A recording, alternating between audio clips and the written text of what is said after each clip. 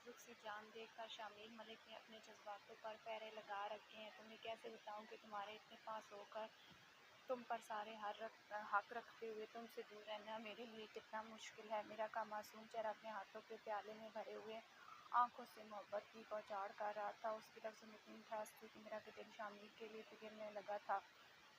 उसकी खालिस मोहब्बत से भरी हुई बातें मेरा के दिल के दरवाजे शामिर के लिए खोलने लगी थी। मेरा अब शामिर की मोहब्बत भरी आंखों की सैर में खोती जा रही थी। अभी तक मेरा प्यार, मेरा इश्क, मेरा जुनून, मेरे बेलगाम जज्बात, मेरी जान, कुछ भी तो नहीं देखा तुमने, फिर भी तुम इतना घबरा जाती हो। शामिर की बातों से मेरा का वजूद आहिस्ता आहिस्ता काम रहा था, जिसको शामिर बाखूबी महसूस कर सकता था।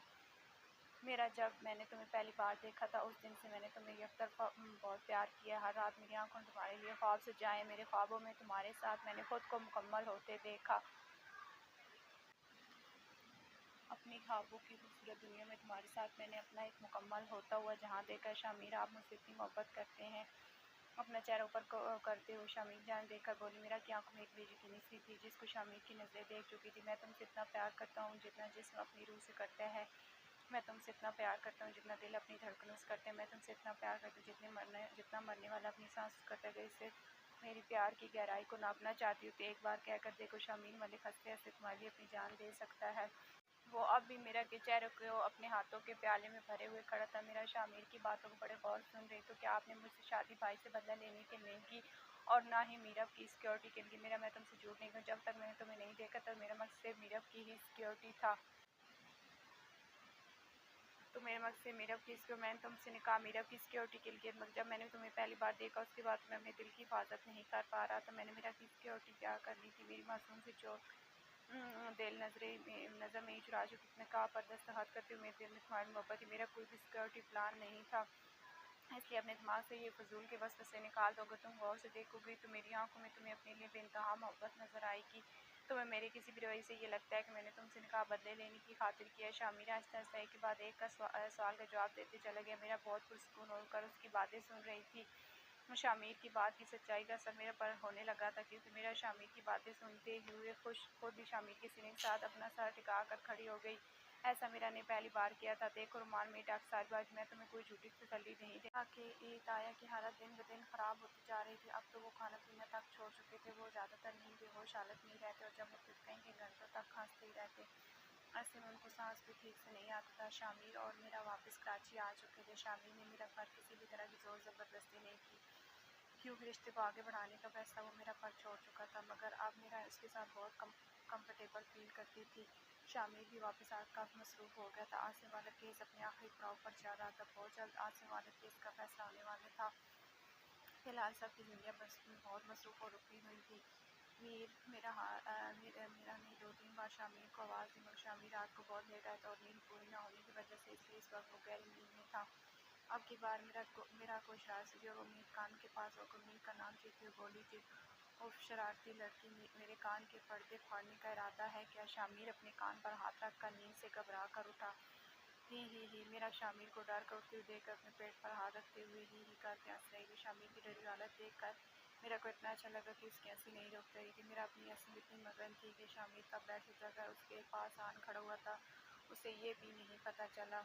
हंसो, आप हंस के दिखाओ, बहुत मज़ा आ रहा था ना तुम्हें मेरी डरी हुई हालत देखकर? अब मेरी जान क्यों बंद हो गई है? शामिर मेरा करीब आकर दोनों हाथ सीने पर बांधे हुए खड़ा था। आईब्रो को उठाकर मुस्कुराकर बोला था। मेरा कैसी छूमंतर हो चुकी थी। वो मुझे ज़रूरी काम है, मैं अभी मामा की बात सुनकर आती हूँ। मेरा शामिर के पास आने से डर कर क्योंकि लपची शामिर उसका ये इरादा पूरी तरह से नाकाम बना चुका था। वो मेरा से पहले 2 कदम मेरे फासला तय करके दरवाजे के सामने आन खड़ा हुआ था।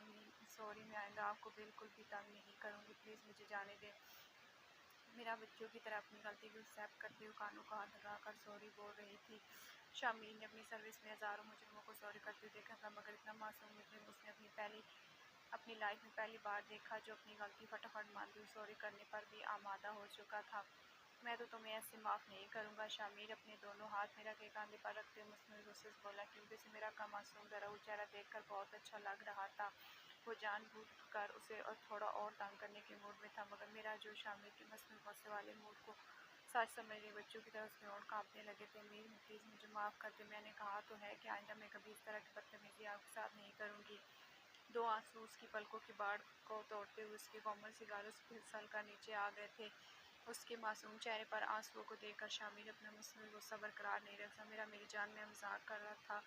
क्या तुम अपनी मीर को इतना से भी नहीं समझ सकी कि मीर तुम पर गुस्सा कर ही नहीं सकता? रिलैक्स हो जाओ। मीरा को अपने दोनों हाथों से दायरे में लेकर अपने सीने से लगाकर बोला, मीरा आप बहुत गंदे हैं, आपने मुझे डरा दिया था, मुझे लगा आप सचमुच मुझ पर गुस्सा है। प्लीज़ आप मुझ पर गुस्सा मत हुआ करें, मुझे आपके गुस्से से डर लगता है। वो बच्चों की तरफ फूट फूट कर किसी ने पर सर रखी हुई रो रही थी। वो आपके प्रॉमिस में अपनी जान पर कभी गुस्सा नहीं करेगा, मगर आपके लिए तुम अपने मीर को माफ़ कर दो, मीर से गलती हो गई। शामिर पीछे होकर अपने कान पकड़े हुए खड़ा था। शामिर के कान पकड़े हुए देखकर बिना की ऐसी छूट गई। आप अपने कान मत पकड़े, आप एक पुलिस वाले हैं, आपका काम लोगों को कान पकड़ाना है। वो हंसते हुए शामिर के सीने से फिराने लगी थी। शामिर अपनी बाहों की सख्त करके उसे अपने सीने में मेज गया। मेरा जी आज मुझे जल्दी से रेडी करके भेज दो, आज मुझे कोर्ट जाना है। खैरियत है आपको कोर्ट क्यों जाना है? आज वो तुम्हारे बताया कि बेटे केस जा रहा है ना, क्या नाम है उसका, उसका फैसला होने वाला है, तो मुझे कोर्ट जल्दी पहुंचना है। मुझे क्या सिर्फ भाई को फांसी लगा दिया जाएगा?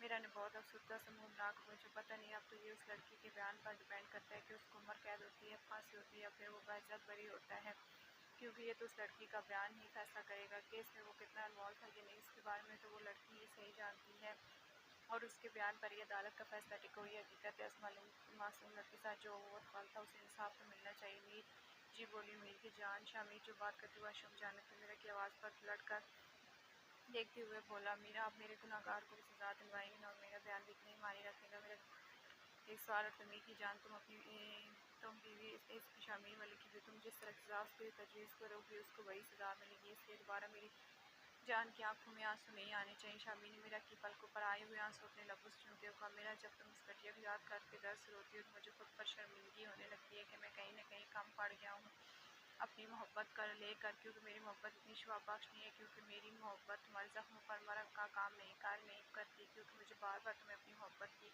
दलील देकर बताना पड़ता है कि मैं तुमसे बहुत प्यार करती हूँ। मैं सोचता हूँ कि अगर मेरी मोहब्बत में इतना दाम है तो क्यों मेरी मोहब्बत तुम्हारी आंखों में आंसू आने से रोक नहीं पाती?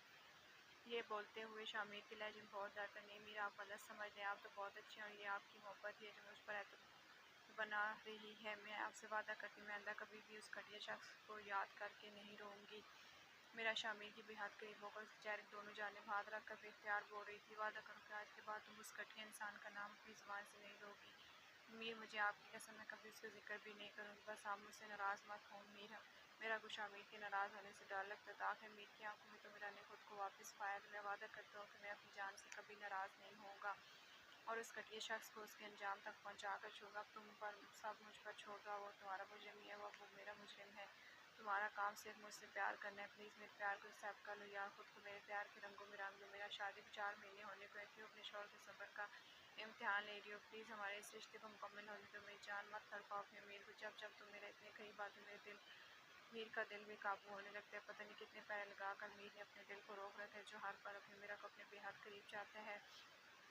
शामिर ने गहरी नज़र उसके चेहरे पर डालते अपने नाम मीरा के माथे पर रखकर बड़ी अकीदत भरा नाम छोड़ा था, जिसे मीरा ने आंखें बंद करके बिना किसी मजम्मत के कबूल कर लिया था। रुमान शाह काफ़ी देर से अपने ताए के रूम बैठा उनके याद में, मगर उसकी नज़र मीरा को ढूंढ रही थी, क्योंकि ऐसा कभी नहीं होता था कि रुमान शाह खा रहा है और मीरा उससे कहीं नहीं दिखाई। वो हमेशा रुमान शाह को वेट करती हुई गेट के सामने या किचन में ही नज़र आती थी, मगर आज ना तो वो रुमान शाह को किचन में नज़र आई, ना ही वो उसके पीछे उसके ताए के रूम में आई थी। उसका दिल बहुत बेचैन सा औरत है। ये लीजिए पानी, मैं ट्रे में पानी गिलास रखे और मुस्कुराहट अपने चेहरे से रुमान शाह के लिए पानी लेकर आई थी। रुमान शाह घर आती पानी ज़रूर पीता और मीरा रुमान शाह के साथ सुबह खूबी वाकई थी। हमेशा जब वो अपने ताए की आदत के लिए आके बैठा तो मीरा पीछे पीछे पानी गिलास लेकर आ जाती। नो थैंक्स, मुझे प्यास नहीं। रुमान शाह पानी से इनकार करते अपनी माँ से मुखातिब हुआ। अम्मी जान मीरा कहाँ है बेटा? उसकी तबीयत कुछ ठीक नहीं थी, इसने सब कुछ खास खाया, फिर अभी ना फ्रूट भी भिजवा चुकी, मगर उसने सब वैसे ही वापस किया। मैं खुद भी गई थी उसकी तबीयत का पूछने, मगर वो कह रही थी कि अम्मी जान मेरा कुछ भी खाने को दिल नहीं कर रहा, जब दिल करेगा तो मैं आपको बता दूंगी, फिलहाल मुझे आराम करने के। नुमान शाह की माँ ने पूरे दिन का हवाला दी। अम्मी जान अगर मेरी तबीयत ठीक नहीं तो आपने फ़ोन कर देती या मेरा खुद फ़ोन कर दी, मैं उस डॉक्टर पास ले जाता। रुमान शाह बड़ा बेचैन सा होकर खड़ा हो गया, उसे मीरा की फिक्र होने लगी थी और वो वहीं पास खड़ी मैच डालकर कोयला हो रही थी। रुमान शाह को यूँ मीरा के लिए फिक्रमंद होता देख कर